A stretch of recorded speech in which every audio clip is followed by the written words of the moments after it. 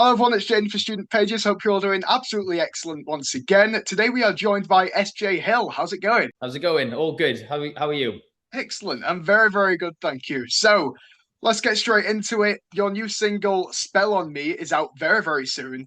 I just want to kick things off and ask, what was the creative process behind that song and how would you say it's changed the way that you do things? Yeah, so I've been working closely with another songwriter from the Rhondda Valleys, Tommy John, an excellent songwriter. Learned a lot from him the last couple of years, and also Daniel Edwards, who produced it. Tommy just came into the studio and had a concept and already had some lyrics down, the type of story that he wanted, how he wanted it to come across, how he wanted to resonate with the audience. I saw the lyrics, I absolutely loved them. I think we can all relate to the lyrics. We've probably all been in that type of situation before, whether it's in a relationship or you're seeing someone.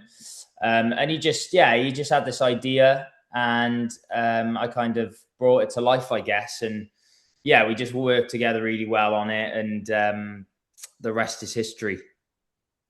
Yeah, no, beautiful. So, I mean, if I've done my research correct, you are a Welsh artist.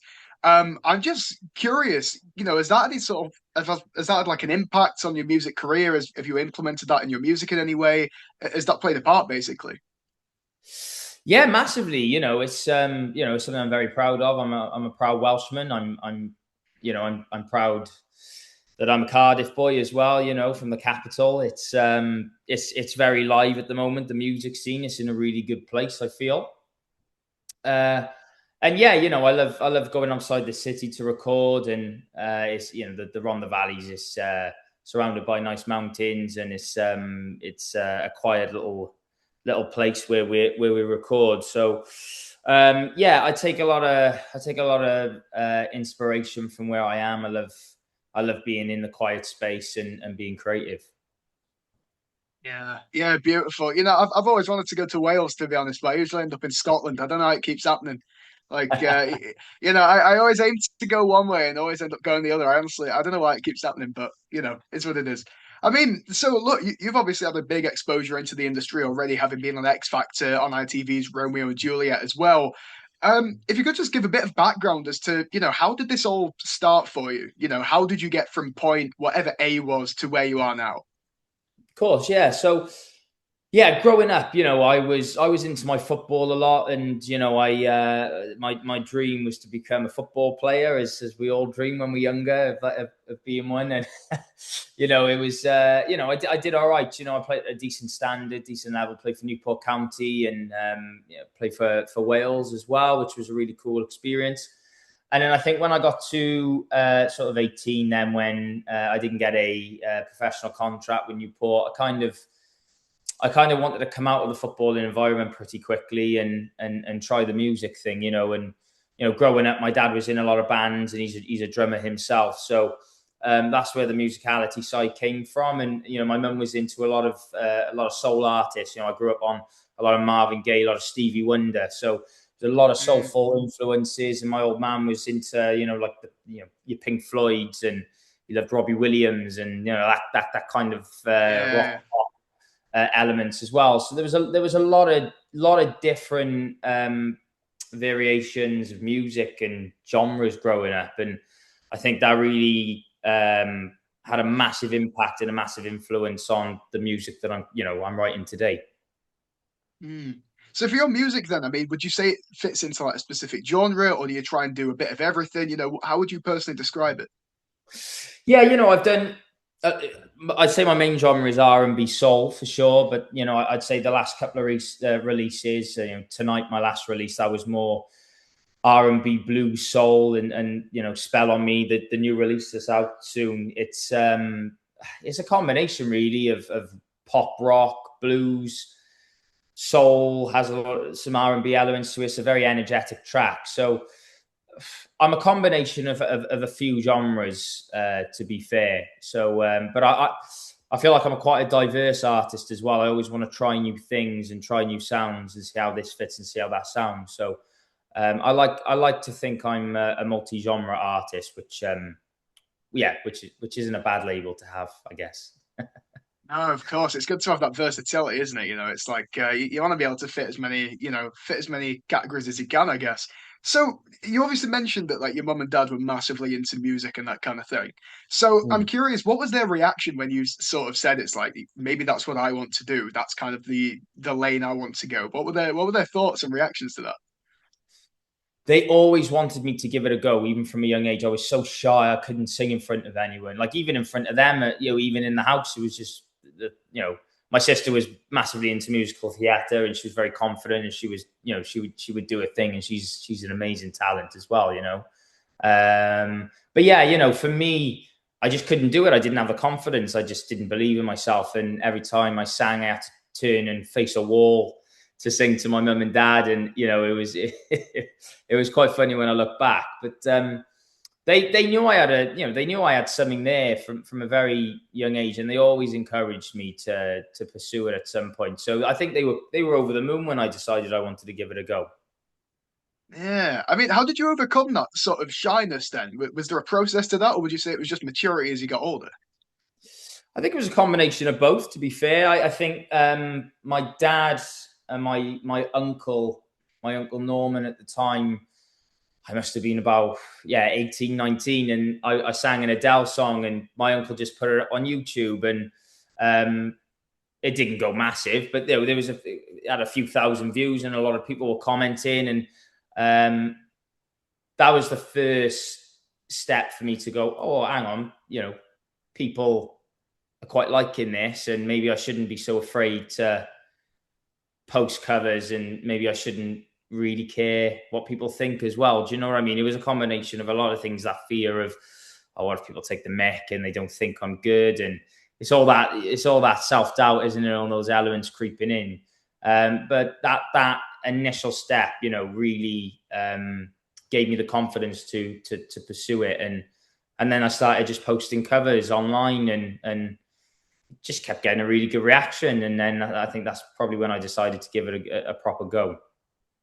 Yeah, no, that's great. As I say, it is obviously always great when you get people saying, oh, I think you're good at this. I think this was really great. But how do you deal with the reverse side of that? Because this being the internet, you've always got the naysayers and the booers and that kind of thing.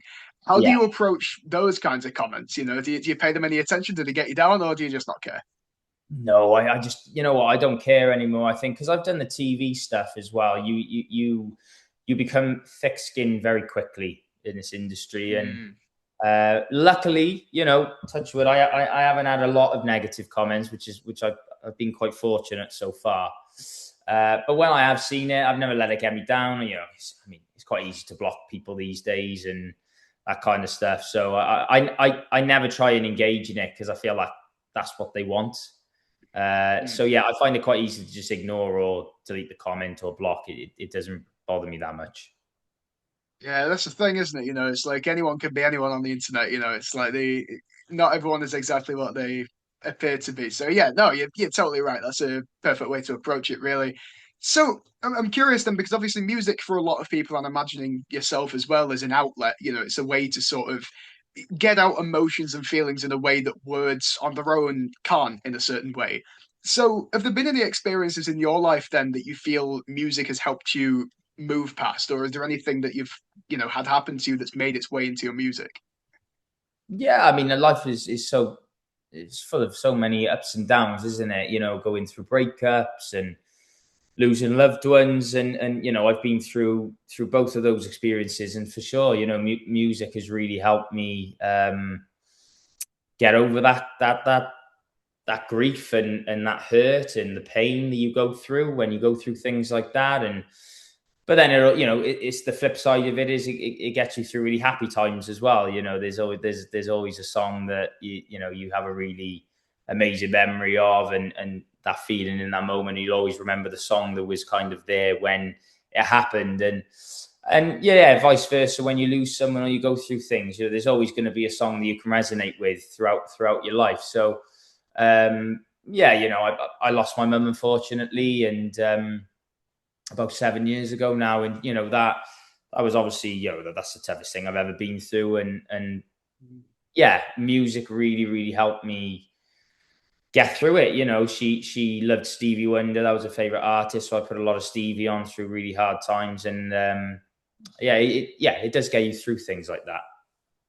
Yeah, I'm sorry to hear that, but you're 100% right. You know, it is interesting how, especially when people outspokenly like certain artists and things, it's crazy how your brain makes that, such a long-term connection to those things where it's like you can no longer listen to certain things without thinking, damn that, you know what I mean? It's like, yeah, that's a phenomenon that's always really boggled my mind, to be honest. Even childhood memories is mad. You know, you can't. As we get older, we can't. The childhood memories kind of fade, but then you listen to a song and it takes you back to a brief moment in your childhood. Like you said, it's mad how it happens. No, no, absolutely. So, I mean, if we're going to pivot a little bit, then I want to talk a little bit about social media because that is such a massive kettle of fish. It's like that's such it's a cesspool out there, but obviously it's an incredibly helpful tool. So I'm curious, with your career specifically, then how would you say you've utilized social media to advance it? Would you say that it's one of those things that is like a necessary evil, or are you actually perfectly fine using it and kind of enjoy it? It has its pros and cons, I think. You know, I think if I wasn't a musician, I probably wouldn't have social media. I'm being completely honest. I sometimes I take breaks from it and then I go back on it. You know, I think it's important to have that break away from it as well because it can be overwhelming sometimes. You know, for me, unfortunately, it's just part of what I do. You know, you need social media in this day and age to promote your music, to show different sides of you because you want to keep your fans and your audience engaged. So it's draining trying to come up with different ideas and different ways to promote your tracks, and it can get a bit much sometimes. But I enjoy it the majority of the time because I love showing off projects that I've made, and I like showing like behind the scenes footage of how I've like made the track or behind the scenes of the music video I've shot, just so people can get a little bit more of my personality as well. So I love that aspect of it. And then other aspects of it is, you can get into a hole of comparing yourself to other people.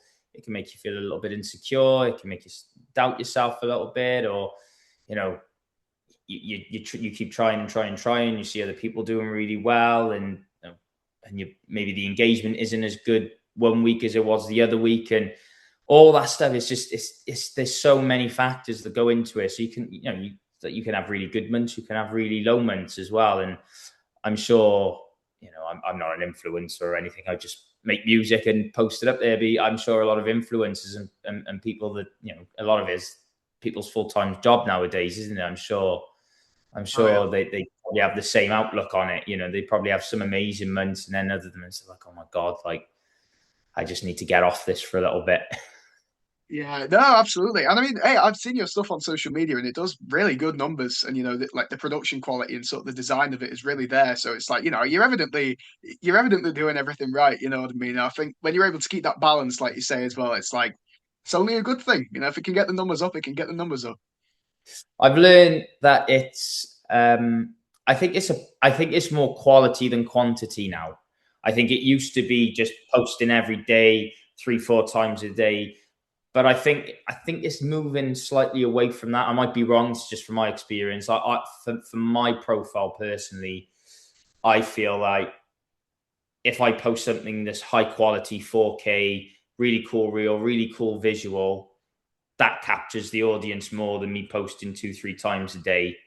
And people are just like, right, oh, it's just him again. Whereas if I just post, I don't know, maybe 2, 3 times a month, but it's quality stuff, my engagement has gone up. So it is. I that's just me personally. It's quite. I find that quite an interesting dynamic. I think you're absolutely right. Because again, it's like I think it's because obviously not so long ago the internet was sort of this thing that only few people were willing to attempt to conquer. Now Yeah. everyone's posting whatever on it.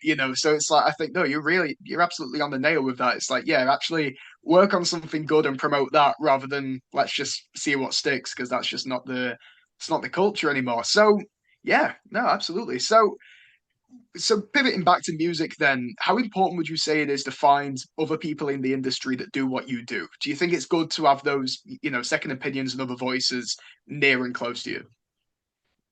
Absolutely, yeah. I think I always do that whenever I'm releasing something or I'm really excited about something.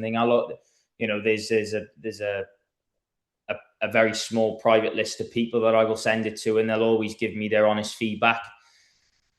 And they've been brutally honest with me. They'll either say they really like it, it's really good, has a lot of potential, or they'll say, what, mate, it's all right, but you could do a lot better. So, and I really appreciate that because it keeps my standards really high, because I always have high standards for myself and about my artistry and about my brand and the direction I'm trying to go in. So for me, whenever I release something, it really has to be at the highest level, and the quality has to be really, really good.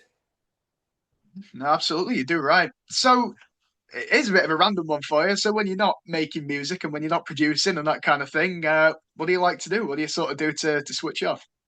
I love going to the gym. I'm really active. I've been going to the gym for a while. It's that's just my little escape from reality. I like to switch off. It's good for my mental health, and I love playing football as well. I still play, just amateur leagues. I like playing every now and again on a Saturday. I love socializing. I like going out. I like to go to the pub, have a few beers with the boys, that kind of Awesome. thing. Yeah, that just that keeps me grounded. It keeps me sane. And I'm also a teacher as well, so that's like my full time job at the moment. This trying to get the music as full time, but yeah, that also has its challenges as well. So it's yeah, I try and do as many things to switch off as I can. Yeah, that's awesome. No, because I saw like that you were a teacher. I don't know whether you still were. I'm curious actually. Do your students know that you do this, and what do they, if so, what do they think to Yeah, they do. They take the mick most of the time, it? uh, which is great. I love the banter, but What age range is it? well, it's an ALN school, so it's an additional learning needs school.